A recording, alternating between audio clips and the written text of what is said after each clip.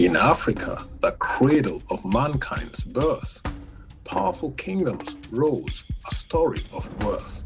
From ancient times to the Middle Age, a continent's tale, a captivating stage. With deserts hot, the Sahara stands tall, and Nile's great river through nations it does sprawl. A youth-filled land, the youngest population, diamonds and cocoa from its fertile foundation. Exemplary leaders, their legacy told. Nkrumah, Mandela, their spirits bold. Ellen Johnson Sirleaf, her first female leader, so wise. From Liberia's democracy, where freedom lies. Aliko Dangote, an entrepreneur's might. Wealthiest in Africa, a beacon of light. With refinery brand, his vision so vast. A symbol of progress, an icon to last. Namlolwe and Nyanza, a freshwater gem, reflected the dreams of many a gem. A continent of superlatives, it's true, with vibrance and vigor, a future anew. If history has shown such stars of grace, in Africa's embrace, new legends will trace. Let courage and dreams unite as one for a brighter tomorrow where greatness is spun. In this beautiful, colorful, and friendly domain, greatness awaits where hopes shall not wane, where tales of triumph weave a tapestry. Welcome to Today in African History.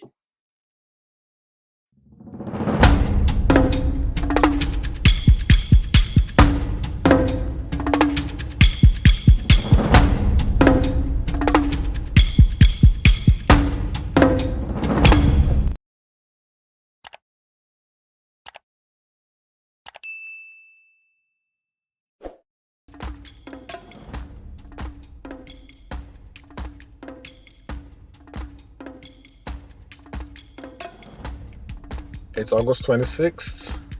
The year was 1920. So exactly 103 years ago. Today, 19th Amendment to the United States Constitution was ratified, which gave women the right to vote. This was a momentous occasion for all women. Although having the legal right to vote without being prohibited through intimidation, fear, racial discrimination, having to pay head taxes, take poll tests, and become the victims of violence were the possible costs incurred by many African American women in the early 20th century. Can you imagine being an African American woman 103 years ago? You were a woman, you were black. 2 strikes. It was almost impossible to exist as a woman a century ago. These actions initially occurred more often in the South than the northern states. African American women continued to find themselves disenfranchised and forced out of the political arena even into the 1960s. How sad. Historically, some great names of the women's suffrage movement are Harriet Tubman, Sojourner Truth, Rosa Parks, Anna J. Cooper, Ella Baker, Fannie Lou Hamer, and many more known and unknown, who worked silently behind the scenes to effect change openly for all women. So kudos to all these women who have come way, way, way before us and who have helped our mothers and grandmothers and great-grandmothers to find their place in the world today. You know, without these brave women, we wouldn't be where we are today. That is just the truth of the matter. That is just the truth of the matter. So we should be very thankful to them and to the women who are also fighting today to make sure that justice is done for women all over the world. It's sad that even in the 1960s that there were still issues with universal suffrage for women, and giving women the right to vote, especially if they were of a different skin color other than white. Anyway, so that's history as it happened today, 26th of August, 1920. The 19th Amendment to the US Constitution was ratified, which gave women the right to vote, but that was just the beginning, especially for African American women.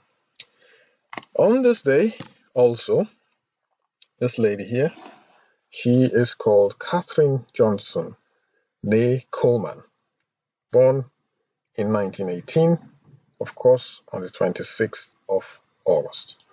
She sadly died on the 24th of February 2020. She was an African American mathematician whose calculations of orbital mechanics as a NASA employee were critical to the success of the first and subsequent US crewed space flights. During her 33-year career at NASA and its predecessor, she earned a reputation for mastering complex manual calculations and helped pioneer the use of computers to perform the tasks. The Space Agency noted her historical role as one of the first African American women to work as a NASA scientist. Johnson's work included calculating trajectories, launch windows, and emergency return paths for Project Mercury spaceflights, including those for astronauts Alan Shepard, the first American in space, and John Glenn, the first American in orbit, and rendezvous paths for the Apollo lunar module and command module on flights to the moon. Her calculations were also essential to the beginning of the Space Shuttle program, and she worked on plans for a mission to Mars. Wow, what an intelligent woman. Last but not least, his name is Melvin Watt. He is an African American politician from the Democratic Party, has been the director of the Federal Housing Finance Agency since 2014. Watt, a former member of the United States House of Representatives, was born on this day in 1945 in a small community of Steel Creek in Mecklenburg County, North Carolina. Watt had a varied career before serving in Congress. Between 1971 and 1992, he practiced law within the firm formerly known as Chambers, Stein, Ferguson, and Beckton. He was also a small business owner and managed the campaigns of Harvey Gantt for Charlotte City Council, for Mayor of Charlotte, and for the United States Senate from North Carolina. Watt also served in the North Carolina Senate from 1985 to 1987. He did not seek a second term, postponing his political activity until his children were high school graduates. That is absolutely fantastic. Guys, take note. Watt was known during his single term as the conscience of the Senate. On the 1st of May 2013, Barack Obama nominated Watt as the director of the Federal Housing Finance Agency, approved by the U.S. Senate. His term ended in January 2019. Now, I did say, guys, take notes. Now, this guy took some time off to raise his family. Very, very important, especially in African American households. Very, very, very important. Because I think that possibly because of slavery,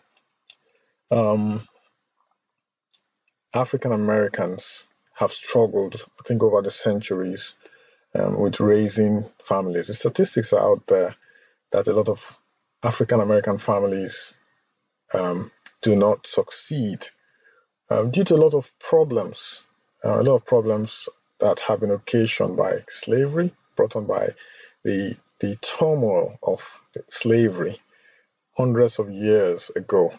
The figures are out there that support what I'm saying. So it's important, America can be a very hard place to grow, to live.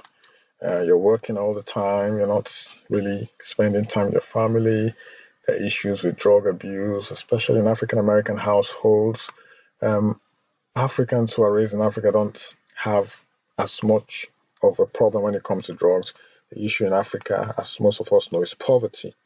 So the purpose of this channel is to bridge that gap.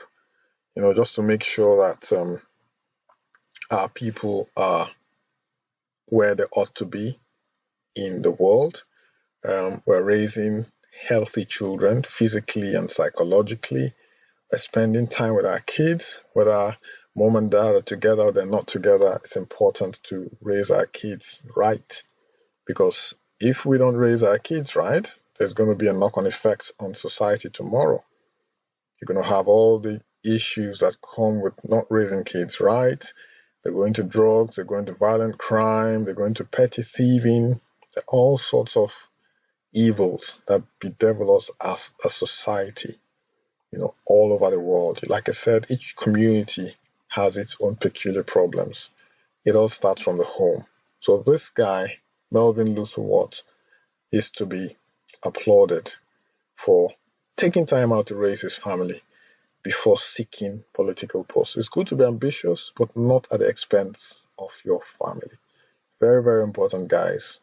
Thank you for dropping by again today. For those of you who have come back to the channel, if you haven't subscribed yet and you like what we're doing, kindly subscribe to the channel.